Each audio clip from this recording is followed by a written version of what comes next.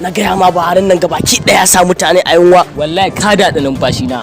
Ai akan abin da nake so mu magana kenan. Ai sa nake gaya ma. Wallahi da a gidanmu ko bana nan ana ajiye min abinci.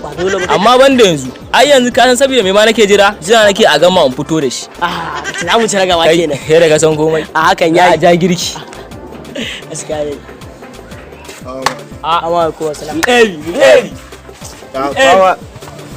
Ya fama da garin ne. Ana kana hamma dai. Wallahi yunwa nake ji. Yunwa.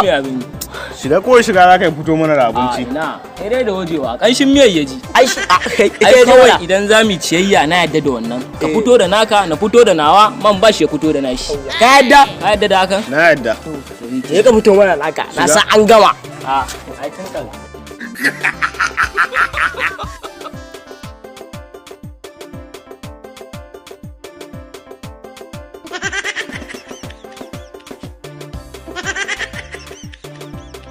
Hege baki. Ka gani tawa da fadika ci.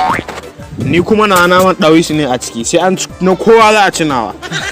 Shinkafa da wake ci. Ta kowane gida kenan.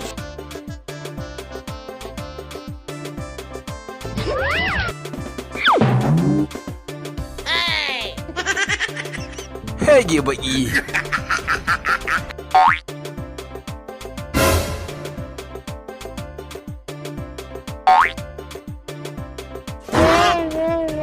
Kai don uwarka ka rasa abin da za ka kawo mana sai tuwo. Kai ka rasa me za ka kawo mana sai tuwo abu. Kai ka ma raina mana ma hankali na rantsi da girman Allah. Ai shi ne. Ko kunya ma ba ka ji. Wayo!